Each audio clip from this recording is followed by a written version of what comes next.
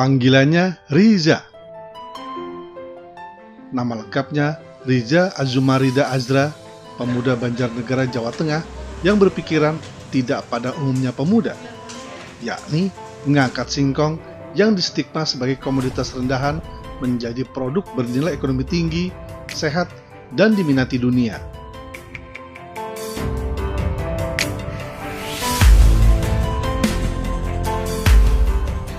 Apa yang dipikirkan Riza bukanlah sesuatu hal yang muluk-muluk. Maklum saja, singkong selama ini menjadi komoditas bernilai ekonomi rendah. Masa tanamnya pun cukup lama, antara 8 hingga 12 bulan.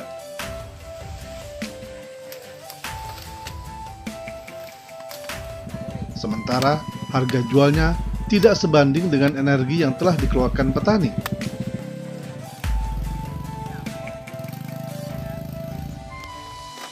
Ini pula yang menjadi keluhan kalangan petani dalam menggarap komoditas singkong.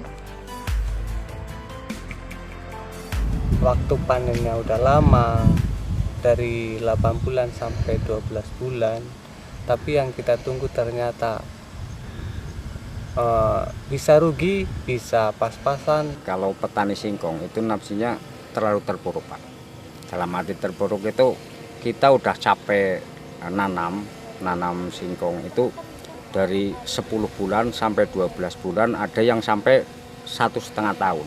Tapi setelah kita tunggu, kita panen, sementara dari pabrik itu harganya murah.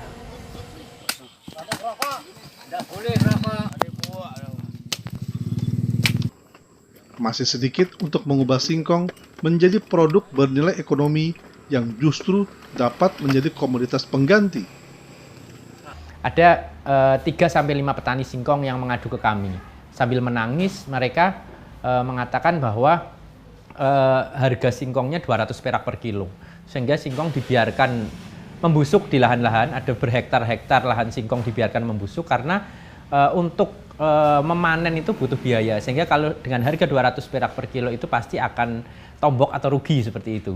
Nah, dari situ akhirnya kami hatinya tergerak bagaimana bisa menyelesaikan masalah singkong ini agar petaninya bisa sejahtera dan martabatnya bisa terangkat gitu kan. Singkong yang tadinya dianggap sebelah mata gitu ya, makanannya orang miskin, makanannya orang pinggiran, ketika diolah oleh anak-anak muda yang memiliki inovasi dan berkolaborasi dengan para akademisi di universitas maupun para pakar-pakar yang ada di LIPI dan lain sebagainya ya, ketika itu bisa dikolaborasi dengan sangat cantik, maka akan menimbulkan produk yang sangat berkualitas. Contohnya mokaf. Tepung mokaf itu singkatan dari modified cassava flour atau tepung singkong yang termodifikasi gitu ya. Tepung yang memiliki karakteristik hampir sama dengan tepung terigu gitu ya. Kenapa mokaf ya? Karena kami berharap melalui tepung mokaf ini bisa memberdayakan petani singkong dan mensejahterakan petani singkong dan mengangkat martabat singkong itu.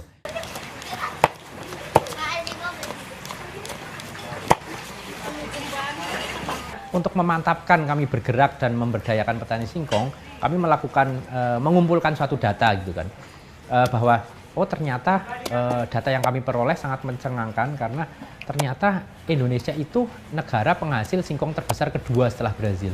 Itu data yang kami peroleh tahun 2014 gitu ya. Kita bisa lihat dari Sabang sampai Merauke pasti bisa ditanamin singkong, tinggal tancap dan bisa gitu. Tapi ironisnya kami memperoleh data juga hampir semua petani singkong berada di bawah garis kemiskinan.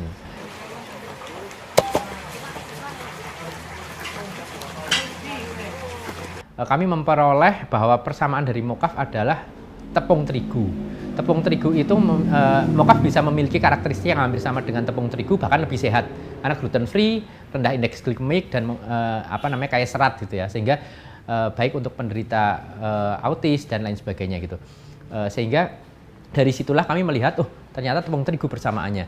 Nah, kami memperoleh data dan kami sempat tercengang gitu ya. Ternyata Indonesia itu sampai detik ini merupakan negara pengimpor terigu terbesar sedunia gitu. Jadi Indonesia 100% harus impor terigu. Terigu terbuat dari gandum dan kita bisa lihat dari Sabang sampai Merauke tidak ada hamparan gandum. Jadi 100% harus impor.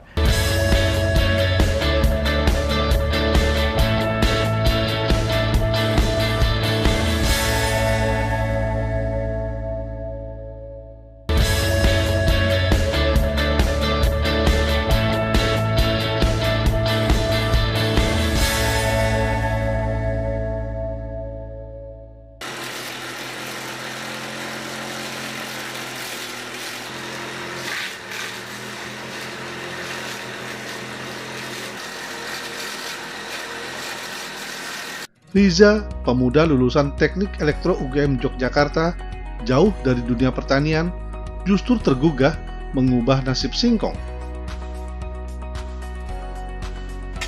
Singkong bagi Riza adalah komoditas yang menyentuh banyak hal.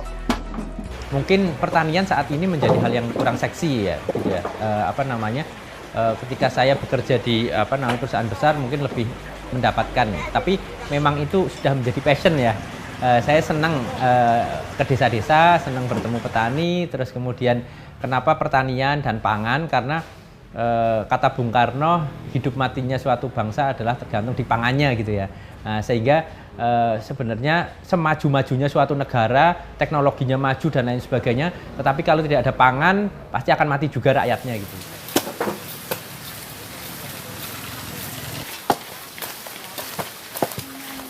Keseriusannya terjun di dunia pertanian dan bisnis singkong telah menjadikan Riza lebih menjadi petani milenial ketimbang lulusan sarjana teknik elektro. Nah, dari situlah kami semakin memantapkan diri untuk bergerak, bahwa ini benar-benar real gerakan kedaulatan pangan yang bisa mensejahterakan banyak petani singkong, banyak pengrajin mokaf, dan anak-anak muda bisa berkreasi melalui ekonomi kreatif. Nah, dari situlah kami memberdayakan petani di desa-desa, sampai akhirnya beberapa kelompok tani itu bisa memproduksi dari tepung dari singkong menjadi tepung mokaf gitu. Awalnya kita hanya full 100% sosial ya, 100% pemberdayaan, tidak ada punya pikiran sama sekali untuk berbisnis ya.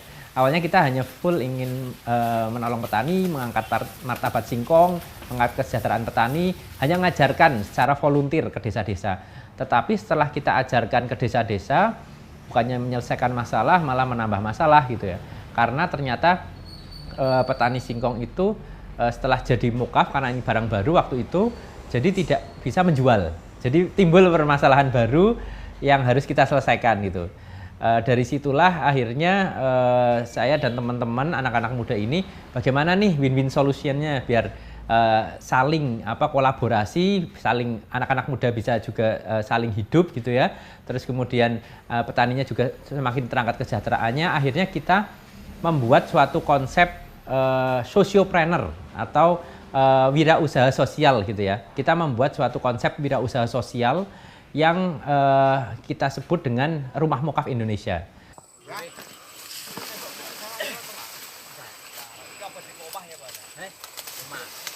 Jadi Rumah Mokaf Indonesia itu rumah besar ya, rumah besar yang di situ terbagi menjadi 3 klaster. Klaster yang pertama adalah klaster petani singkong yang sudah bertahun-tahun menanam singkong gitu ya. Ini sebagian besar bapak-bapak yang sudah berumur gitu ya. Klaster petani singkong kita berdayakan, kita maksimalkan produktivitasnya agar terus meningkat. Yang tadinya kita datang 1 hektarnya paling keluar 10 ton singkong, sekarang kita maksimalkan 1 hektarnya sudah bisa keluar melebihi 30 ton singkong gitu. Dan kita menggunakan sistem integrated farming. Jadi ternyata petani singkong itu pasti punya kambing atau sapi gitu. Meskipun 1 atau 2, kita komunalkan, kita olah kotorannya menjadi pupuk organik. Terus kemudian petani singkong boleh mengambil secara gratis. Kita olah. Sekarang produktivitasnya sudah meningkat dan lahannya sudah tersertifikasi organik gitu ya. Sehingga harganya terus meningkat.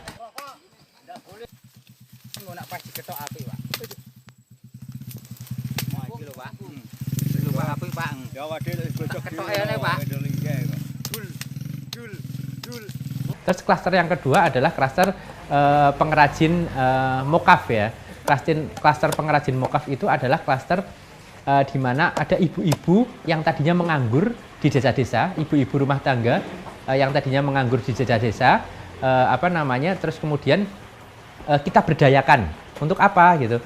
Untuk mengupas singkong, terus kemudian memotong mokaf, terus kemudian merendam menggunakan enzim, melakukan fermentasi sehingga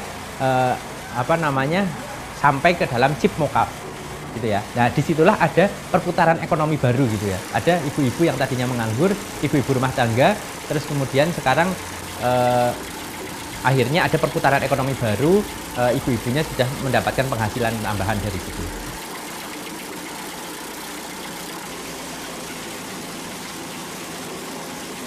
Terus klaster yang ketiga adalah anak-anak muda. Anak-anak muda ini tugasnya adalah mendampingi petani dan pengrajin agar quality kontrolnya terus meningkatkan produktivitas, dan yang terpenting adalah melakukan branding, packaging, pengemasan, pemasaran, agar terus edukasi juga ya ke masyarakat agar orang-orang akhirnya paham bahwa beralih dari terigu ke mokaf gitu. Konsep Sociopreneur ini dari ketiga klaster tadi itu selalu duduk bersama secara rutin, 2 minggu sampai 1 bulan sekali paling lama ya. Kita selalu duduk bareng untuk menentukan harga pokok produksi dan margin secara bersama-sama. Istilah yang kita gunakan adalah demokratisasi ekonomi gitu ya, di mana marginnya, harga pokok produksinya itu selalu terbuka. Petani tahu harga mokaf yang kita jual di retail besar, petani tahu harga mokaf yang akan kita ekspor berapa gitu dan lain sebagainya gitu. Sehingga ada keterbukaan di situ, tidak ada yang sangat dirugikan dan tidak ada yang sangat diuntungkan. Istilah kami demokratisasi ekonomi berkeadilan milik rakyat gitu ya, seperti itu. Sehingga harapan kami Rumah Mokaf bisa terus bertumbuh menjadi perusahaan tepung mokaf berbasis Sociopreneur terbesar di dunia, yang bisa memberdayakan petani singkong se-Indonesia. Harapan kami petani singkong ini bisa benar-benar terangkat martabatnya, kesejahteraannya terangkat, dan petani singkong bisa berdaulat dalam artian bisa menentukan harganya sendiri, tidak dipermainkan oleh tengkulak dan perusahaan besar gitu. Dan karena petani bisa memiliki usahanya sendiri dan bisa menentukan harganya sendiri. Sesampunipun enten Rumah Mokaf, petani niku sangat untung. Amargi riyen niku tela mboten patia pajeng. Lah sesampunipun enten Rumah Mokaf niku sangat berguna utawi manfaat. Yang tawisipun riyenipun seharga telan niku paling-paling 250, 300, larang-larang niku 100.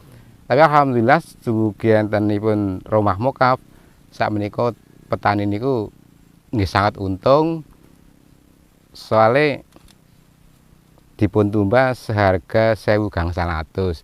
Pramila saking petani telan niku ya alhamdulillah sakmenika niku sampun saged nabung.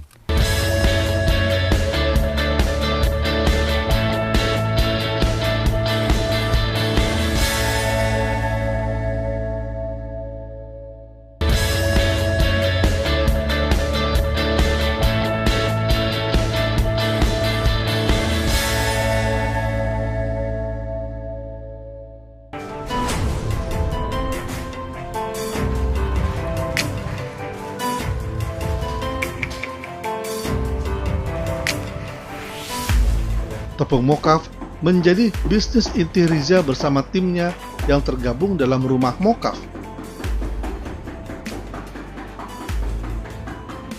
Mengenalkan tepung mokaf sebagai pengganti tepung terigu terus gencar dilakukan Riza di saat masyarakat sangat tergantung dengan tepung terigu. Tantangannya masih banyak sekali ya. Kita masih punya PR untuk bisa mengedukasi masyarakat Indonesia secara luas, karena mau tidak mau masyarakat sudah istilahnya sudah dijajah oleh tepung terigu bertahun-tahun ya. Jadi mindset alam bawah sadar sudah mengatakan bahwa terigu itu sudah menjadi makanan yang sehari-hari gitu ya. Untuk mengubah itu memang butuh perjuangan, istilahnya berjamaah secara bersama-sama gitu. Karena harga mokaf masih di atasnya harga terigu, karena pemerintah masih mensubsidi terigu gitu ya. Mokaf belum disubsidi, sedangkan terigu sudah disubsidi sehingga harganya bisa lebih murah. Padahal sudah impor disubsidi lagi gitu.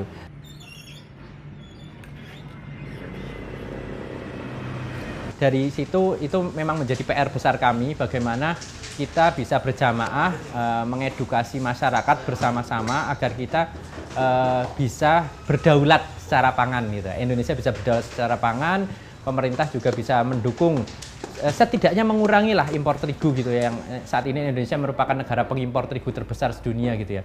Dan harapan kami kita bisa berdaulat dan mengendalikan mulut kita masing-masing gitu. Jadi mulut kita bisa berdaulat, bisa memasukkan makanan ke dalam mulut kita, menahan hawa nafsu untuk tidak makan makanan impor dan memakan makanan-makanan lokal dan yang membantu petani yang ada di sekitar kita.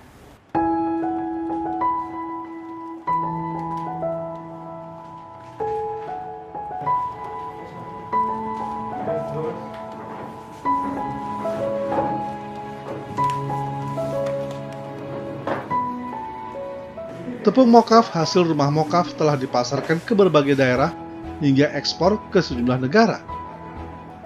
Kami mencoba untuk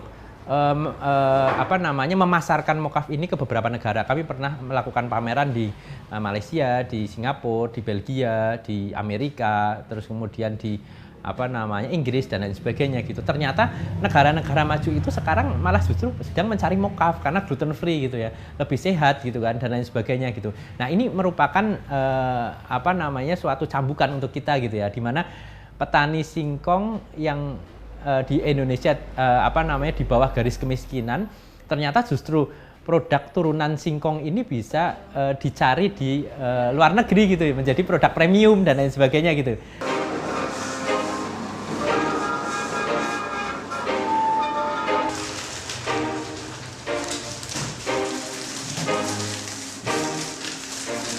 Melalui tepung mokaf, Riza menggandeng anak muda lainnya membuat inovasi produk turunan seperti mie mokaf dan produk lainnya.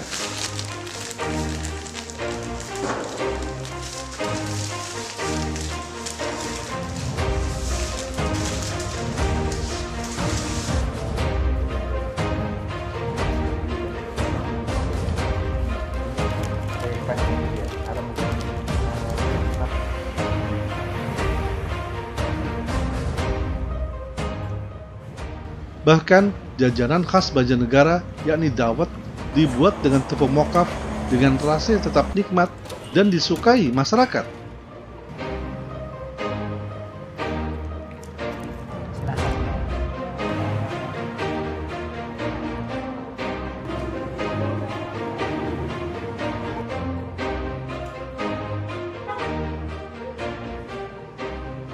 Sudah saatnya anak-anak muda, para generasi milenial terjun ke dunia pertanian. Banyak sekali potensi-potensi pangan lokal yang belum tergarap. Butuh sentuhan-sentuhan anak muda yang bisa istilahnya mengakselerasi gitu. Yang tadinya seperti singkong, yang tadinya singkong dianggap sebelah mata. Orang-orang melihat bahwa singkong ini makanannya orang miskin, makanannya orang pinggiran gitu kan. Tetapi ketika diolah secara serius, model bisnisnya yang berkeadilan, secara perhitungan bisnisnya kita pikirkan secara serius, pemasarannya serius, ternyata bisa menghasilkan.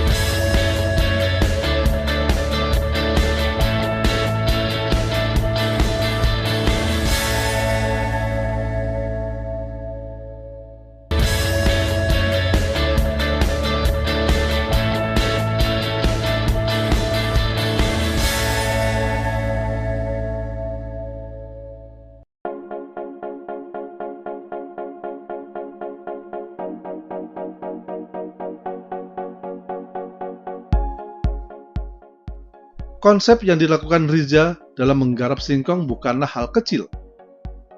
Komoditas yang selama ini distigma rendahan justru mampu berkembang besar. Saya sangat beroptimis sekali ya, suatu saat ini tinggal menunggu momentum dan waktu yang tepat saja gitu, karena kami sudah mengumpulkan banyak data terutama dari Kementerian Pertanian dan BPS ya, di mana ternyata Indonesia saat ini merupakan negara penghasil singkong terbesar kedua ya, setelah Brazil, di mana ini merupakan potensi yang sangat luar biasa gitu ya, ketika kita mau menggali dan dimaksimalkan secara bersama-sama, karena sebenarnya mokaf ini salah satu turunan dari singkong saja gitu ya. Banyak sekali yang bisa kita lakukan dari singkong itu sendiri, termasuk bikin bioetanol ataupun membuat semacam tas dari singkong yang bisa tidak merusak lingkungan dan lain sebagainya gitu. Nah, dari data itu kami melihat bahwa sangat besar sekali potensinya gitu ya. Kita tidak bisa membayangkan ketika suatu saat kebijakan ataupun pemerintah berani untuk menutup keran impor nasional, ada jutaan petani singkong seluruh Indonesia yang akan terangkat martabatnya dan terangkat kesejahteraannya gitu ya. Karena semua akan memproduksi mokaf. Hasil perhitungan kami juga singkong ini ketika terigu ditutup keran impornya, maka singkong ini sangat mencukupi, bahkan lebih-lebih ya di Indonesia ini dengan jumlah per kapita serapan terigu di Indonesia gitu seperti itu.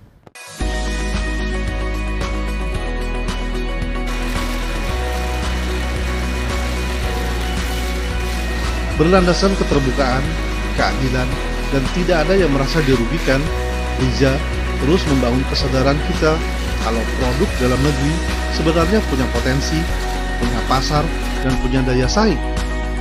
Riza telah membuka mata kita bahwa singkong komoditas rendahan yang bila digarap serius dapat menjadi bernilai sangat tinggi.